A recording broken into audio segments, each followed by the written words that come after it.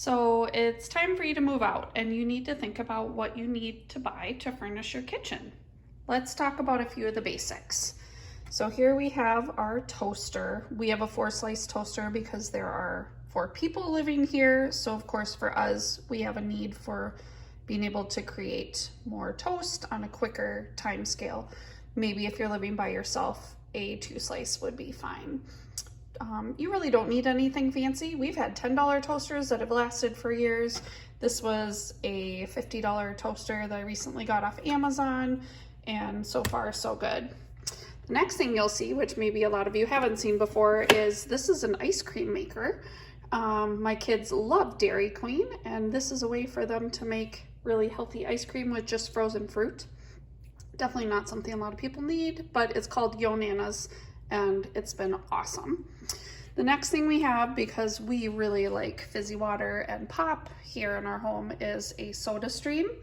And we found that this way we can have lots of different flavors on hand and create flavored water, flavored pop very quickly.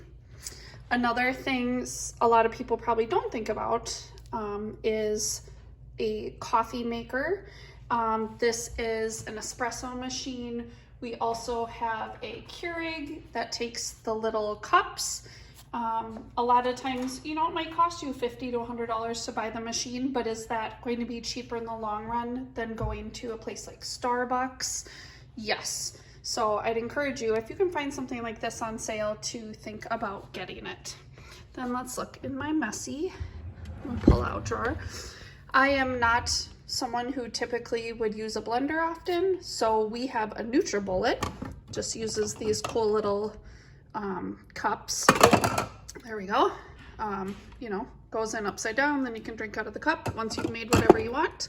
Those are great for smoothies. We like to make protein shakes, that type of thing. This is a little travel version of the same thing. We have a waffle maker, so if you're somebody who likes waffles, that's handy. My daughter bought herself a little mini version of a waffle maker, $5 I think. So, if that's something that you'd like, it's a nice cheap option. Then we've got the blender, which again is down on the bottom because I never use it. And depending on how you cook, you might find that you do want one because you use it a lot. Another thing that I think most homes probably have is a mixer. This has 2 little mixing paddles that go on it. So if you need to mix a cake and don't have a traditional big standing mixer, this is an awesome cheap option, $5 to $10. And then I do have, that's actually from when I was in college, it's a little griddle, like an indoor griddle. So for making things like hamburger patties, really easy thing. Now this is my go-to item. I could never live without it anymore. This is an air fryer oven. We literally use this every day. It again is a more expensive item, around $150 for a good brand. But we find that we use this even more than our microwave. So if you don't have a microwave, this might be something you want to look into instead, because a lot of these, as you can see, can be used to bake, broil, toast, and then also air fry. And then second to last item I wanted to point out is the standing mixer. So I showed you the little handheld mixer. If you are someone who loves baking, the KitchenAid is really one of the best on the market.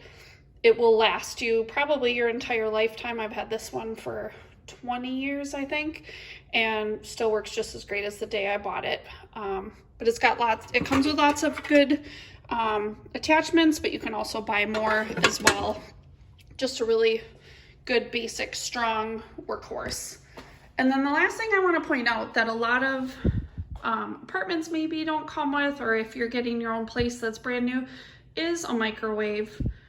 Hopefully everybody has one, but this is something that you can get in an over the range version, meaning so that it's, above your stove, but you can also get ones that would just sit on the counter and they'll work just as well. One thing I want to point out is don't ever put anything metal, including tinfoil, in the microwave, okay? When in doubt, don't put it in there. You could cause fires. So those are just some of the basic items that you might want to think about getting if you're getting your own place.